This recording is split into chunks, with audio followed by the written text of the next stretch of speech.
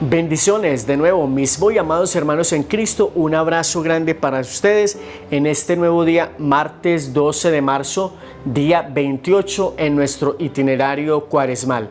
Primer mensaje de este día, tomado del profeta Ezequiel, capítulo 47.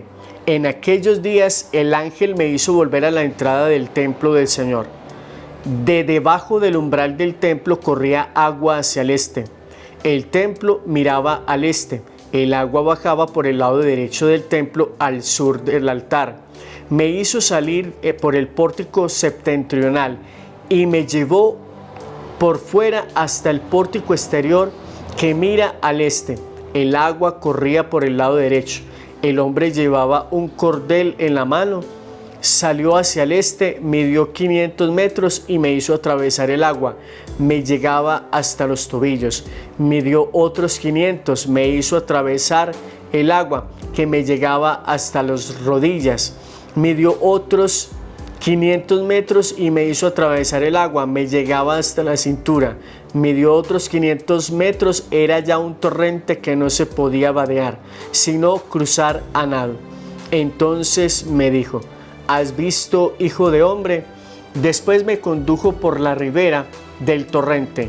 Al volver vi ambas riberas del torrente con una gran arboleda. Me dijo: estas aguas fluyen hacia la zona oriental, descienden hacia la estepa y desembocan en el mar de la sal. Cuando hayan entrado en él, sus aguas serán saneadas. Todo ser viviente que se agita allí donde desemboque la corriente tendrá vida, y habrá peces en abundancia, porque apenas estas aguas hayan llegado hasta allí, habrán saneado el mar y habrá vida allí donde llegue el torrente. En ambas riberas del torrente crecerá toda clase de árboles frutales. No se marchitarán sus hojas ni se acabarán sus frutos. Darán nuevos frutos cada mes, porque las aguas del torrente fluyen del santuario. Su fruto será comestible y sus hojas medicinales. Palabra de Dios, te alabamos, Señor. Mis amados hermanos, qué bueno nosotros poder comprender en este momento que el agua es fuente de vida. Y en este caso se nos está planteando un agua que brota del templo, del umbral, debajo del umbral del templo corría el agua que da vida, el agua que quien la toma calma su sed, el agua que sanea todo lo que toca. Y esa agua es un reflejo de Jesucristo el Señor. Quien escucha la palabra, pues sencillamente no va a volver a vivir insatisfacciones ante las cosas de la vida, porque Dios lo llena todo, porque Dios lo colma todo.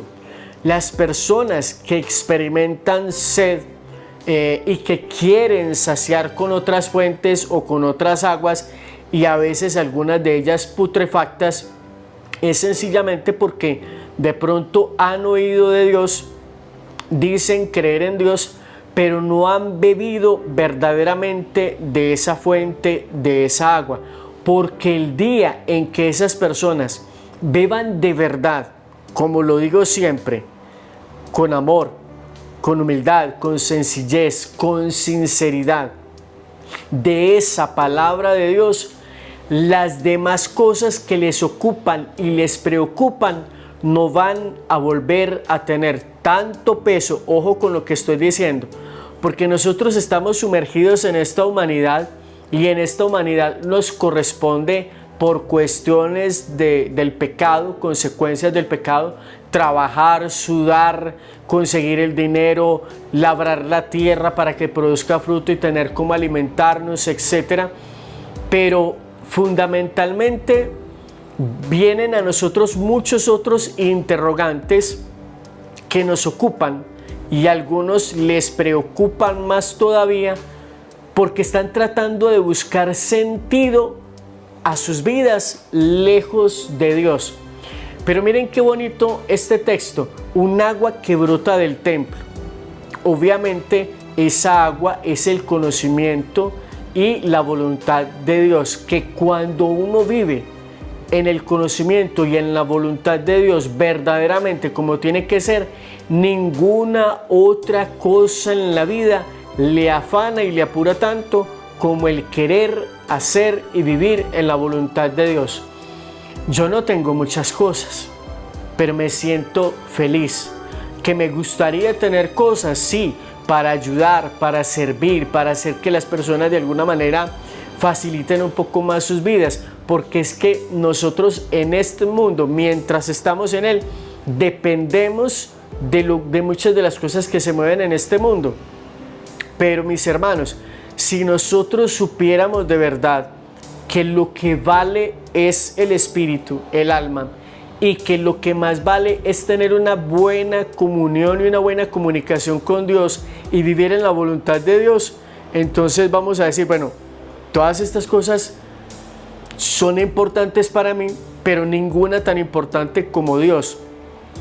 Y yo podría desistir de muchas cosas en el mundo, o sea, dejar de tener atención hacia muchas cosas en el mundo y podría seguir vivir tranquilo. Lo único que yo necesito para vivir es aire, agua, alimento. Ni siquiera la ropa, porque Dios provee y nosotros desafortunadamente muchas veces al apartarnos de Dios le hemos dado mucha más importancia a otras cosas en nuestras vidas que cuando no están, que cuando faltan, que cuando no las tenemos, entonces vienen a nuestros sentimientos sensaciones de depresión, sin sentido de la vida, es que yo no tengo dinero, es que yo no tengo carro, yo no tengo casa, en fin, etc. Y esas cosas nos comienzan a amargar.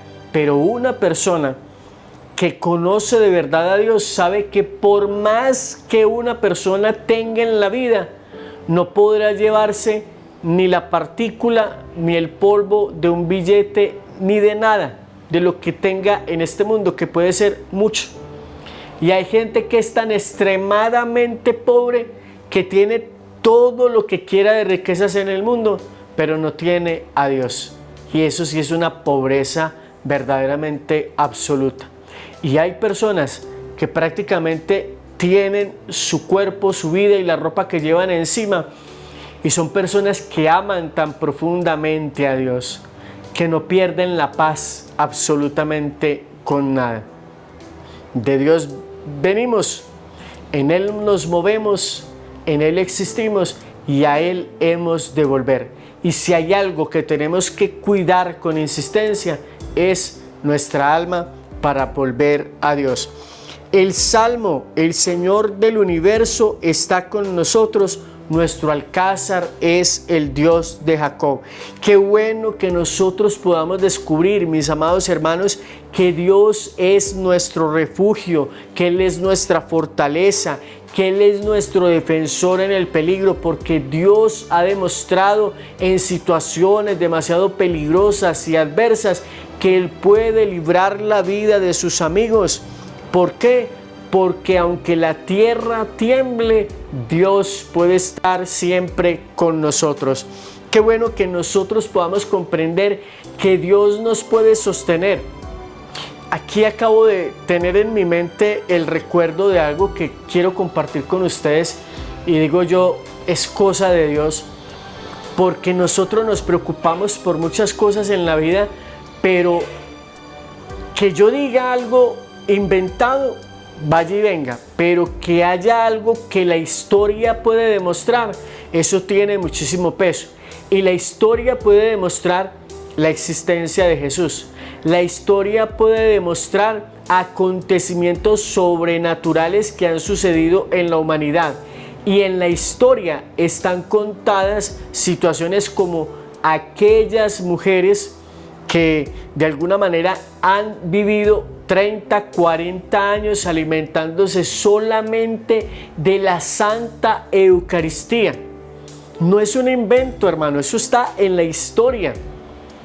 Hay milagros que han sucedido ante la vista de multitudes.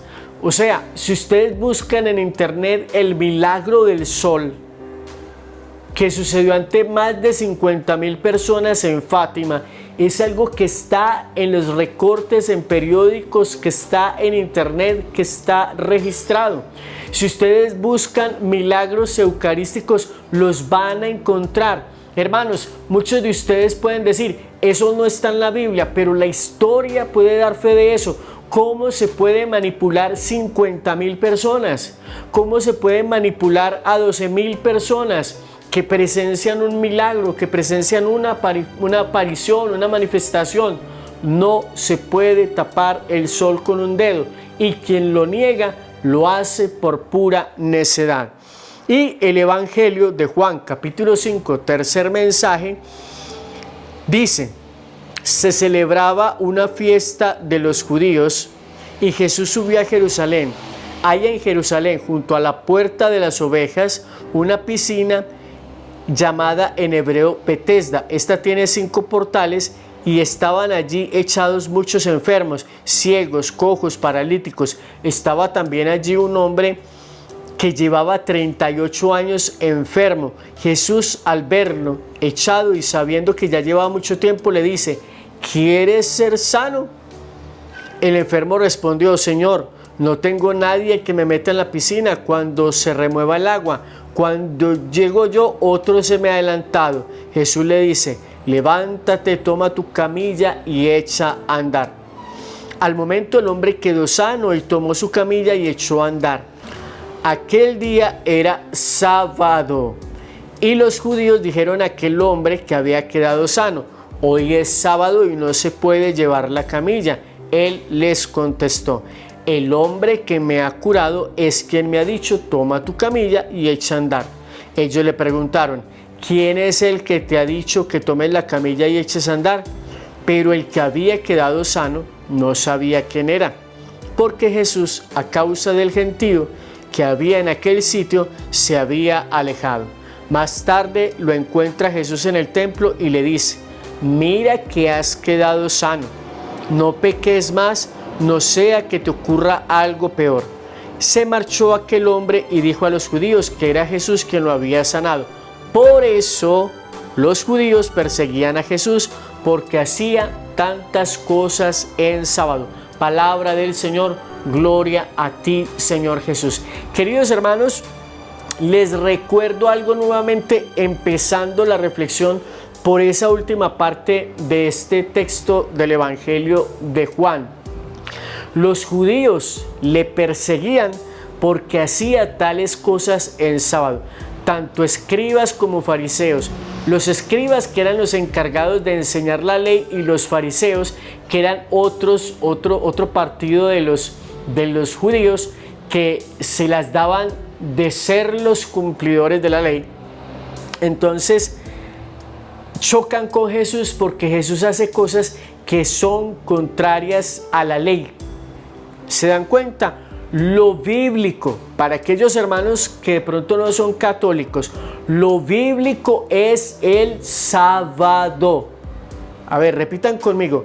Lo bíblico es guardar el sábado. La ley es guardar el sábado. Pero Jesús no ha venido a abolir la ley, sino a darle su verdadero cumplimiento. Y por eso Jesús cura en sábado y enseña. No es el hombre quien está al servicio del sábado, sino el sábado el que está al servicio del hombre. Por eso Jesús hacía muchísimas cosas en sábado.